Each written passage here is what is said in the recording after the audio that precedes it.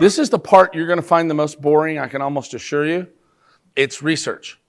It's also the part that most senior copywriters will tell you is the most critical part to copywriting.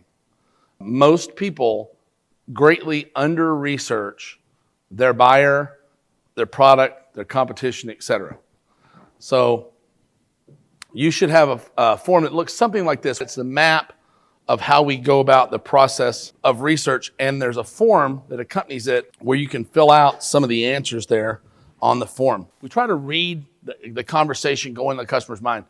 Mitch Miller wrote a post the other day. He's a really good copywriter and a friend. He said that you should stop trying to write copy. You should rather just try to channel the conversation going on in your customer's head and parrot that conversation as much as you can. Try to say more of the things that they're already thinking. And he makes a lot of sense doing that. Everyone is not your customer, especially not you, says Seth Godin. I have a good story to tell here. Some of you have heard me tell it before, but it's a good story. My biggest mentors in life was a guy named Robert Wang. He sold $1 billion worth of goods in the giftware business when I was in that business, and he took me under his wing and bought one of my companies. And he said, I need you to design a candle line. And he had a very heavy Chinese accent. So I'll do Robert's accent. He said, Parry, we need a candle line. Very good one. So I'm like, okay. So he says, you got to design me a very good candle line. We were making candles, candle manufacturers. So I go out and I design all these beautiful candles. I bring them in. I get ready for presentation. And if you know me very much, you know I really hate to be wrong about anything ever. So I did it up, right? So Robert comes into the room. I say, pa-da! And he says, oh, everything all wrong. Turns around and leaves the room. That's the only feedback I got. So do over. Oh. He leaves. So 3 rounds of this. Same result every time. I'm pulling every angle I got in the hat out. Nothing's working. So finally I fly to, I'm a pretty good designer. I got a decent eye for design. So I fly to New York. I go to Barney's, Saks, all the major department stores. I interview the department that has candles and scented products.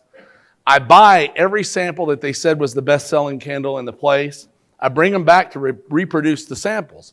Well, I don't have time because we had a presentation coming up very soon.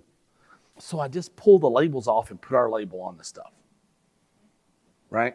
Served 2 purposes. 1, it was easier. And 2, how could I possibly be wrong now?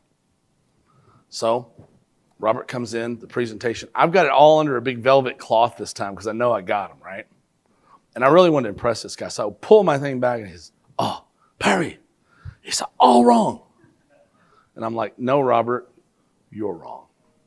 Let me explain what I did. And I'm just going to wait for you to kiss my ring and tell me I'm the smartest person you've ever met.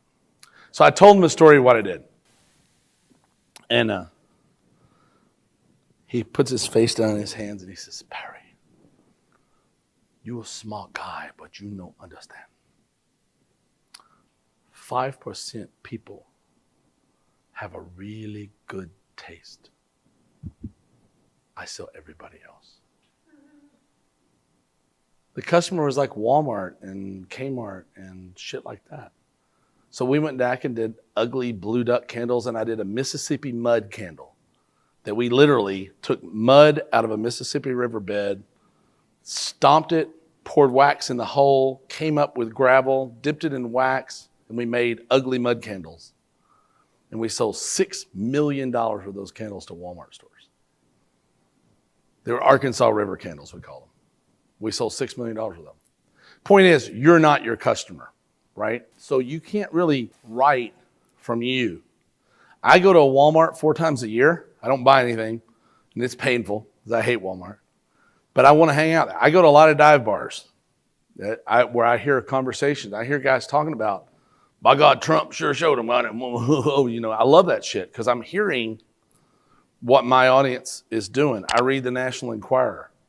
It's a great magazine to read if you want to understand who your customer likely is, right?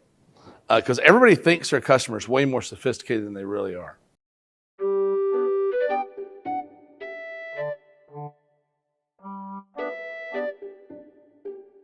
70% of a winning offer happens before you ever write a word. You know, one of the things that I do to get to the emotional element of what's happening